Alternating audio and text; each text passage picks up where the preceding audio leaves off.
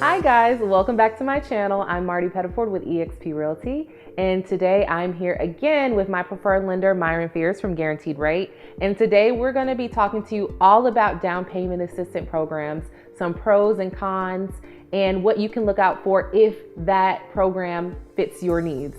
So Myron, before, like when the market was so crazy earlier in the year and in 2021, down payment assistance programs kind of went away. And I think that was because the amount of time it took to actually close the loan, and to be competitive in that market, we had to have things going very quickly. So we didn't have time to do down payment assistance programs. So now that the market has kind of slowed down, are you seeing more down payment assistance programs coming back on the market? Yeah, I actually am. Well, first, thank you for having me here again. I appreciate it. Nice seeing you all again. We love Myron. Seeing it again. We are seeing a little bit of uptick in down payment assistance coming back. I think that's more so driven because of houses are staying on the market a little bit longer. The market is not as competitive where things were flying off. I think the average around the house was on the market a little bit in the summer was about 3 days roughly. So things were going, it was very, very competitive. And so with the uptick of that, obviously other market factors contribute to that. Houses are staying on the market. So down payment assistance is becoming a factor again because not as many people are looking to buy right now. So if someone is, because I get a lot of times I get questions from first-time home buyers or even people who purchased a home a while ago, but they might want that down payment assistance. What are some of the pros? And then again, what are some of the drawbacks to using a down payment assistance program? Yeah, so first I would say the pros, obviously down payment assistance, right? It's going to reduce your cash to close a little bit. And again, when I say cash to close, I'm including everything, what it takes you to get the keys for the home, okay? So down payment, your closing costs, all that good stuff, okay? It's going to reduce the money out of pocket in total, okay? So that's some of the pros for it. Typically, depending on the program, the specific program, you will see a little bit of a benefit towards the rate is possible, and maybe some other factors or something like that. Now for the cons for down payment assistance, typically it is, like you said, the timing. Timing is very, very tough with down payment assistance, but not for what the reasons why you think. I would say it's the knowledge of the loan officer. So the person that you choose to get your mortgage through, they have to know that program in and out. And I've seen quite a lot that a lot of loan officers talk about down payment assistance and offer down payment assistance, but they don't know it that well. Because when you're getting a mortgage, you have to jump through, let's just say, jump through a hurdle for that specific mortgage company. When you add a down payment assistance program, typically most companies don't have their own down payment assistance. So you have to jump through 2 hurdles. So that entity that has the down payment assistance and your mortgage company's hurdle. So that's where the timing usually builds up, because if that loan officer doesn't know their hurdles to jump through, they're kind of going back and forth a lot. And that's when you start seeing days wrap up, because traditionally when you're getting a mortgage, you have turn times. You have turn times for your loan officer, you have turn times for the down payment assistance. And typically that's when your days start getting sped up, or your days start adding up, and it causes a longer process.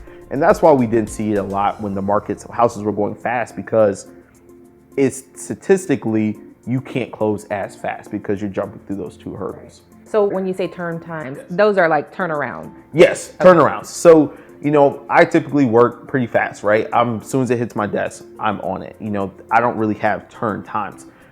Most companies, if not all companies, underwriters in your processes, they have turn times when they will look at it, because underwriters are looking at so many files a day. Okay. They usually guarantee, hey, I'll look at it within 48 hours, 24 hours. Well, when you get to some of the down payment assistance programs and some other lending entities, their turn times can see 7 business days. Okay. 7 business days, sometimes 10 business days. And then especially around this time of year, right now we're in the holiday season, you start having holidays that are federal holidays where you may not be off from work, but the banking institution. And when they say that, they mean like business days, like Monday through Friday, because they don't typically work on the weekend. Correct. So yeah, so 7 to 10, that's crazy. And if you think about that, next thing you know, you're trying to close something in a month, and then you're 2 weeks in before the underwriter, if it's 10 business days, you're 2 weeks in before the underwriter even can issue a conditional approval. Right. So let's talk about who can apply for down payment assistance, because some people think that it's only for first-time home buyers.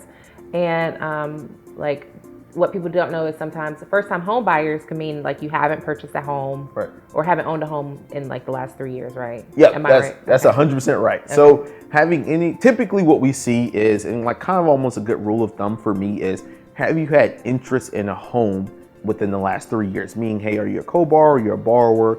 Sometimes some entities get very specific about if you were on title or not. That's something that you have to look at. And that's one of those things too, of knowing the ins and outs of the program, because every program has a different nuance on it. Some overlap, some are very, very different. And so that's kind of where it goes back to the cons of, hey, if you don't know, you're figuring it out.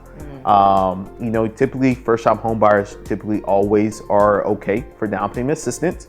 Some other things that people don't realize is down payment assistance isn't for everyone.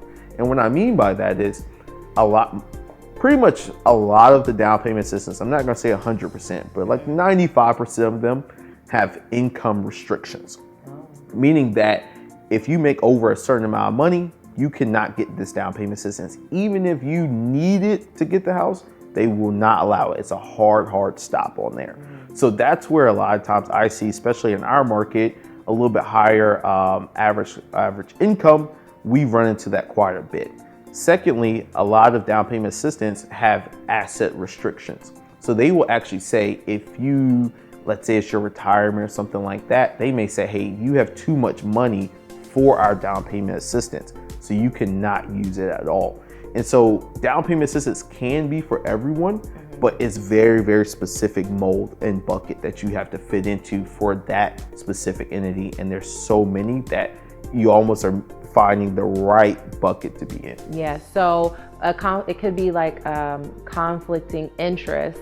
From my point of view, if people are asking me, hey, do you think a down payment assistance program could be good for me? Well, I don't know. How much do you make? Yeah. So if you're making like $85,000, but the program requires you to make like 60, when you look at what kind of house can you afford with a $60,000 salary, you want the down payment assistance program, but you would have to make less money, which means you would not get the home that you really can afford.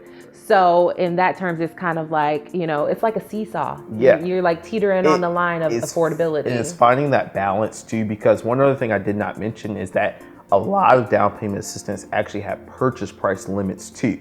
So I know, for example, we have one locally here that their highest purchase price you can have is $350,000. Well, our average home price here is almost $500,000. So what you're finding for $350,000, depending on where you're looking, it can be very, very tough, especially if you want updated and things like that. You're right on that borderline.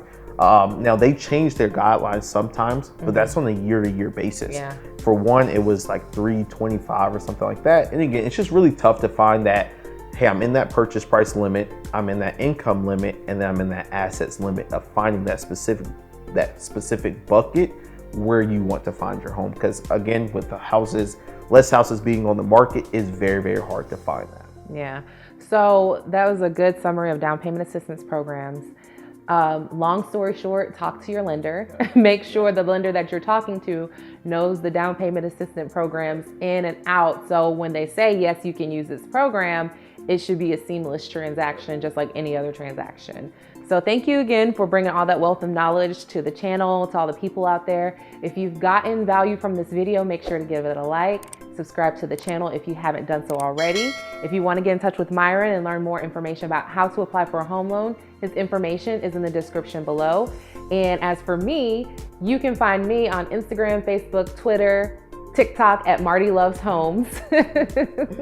Thank you guys for joining us today. See you next time.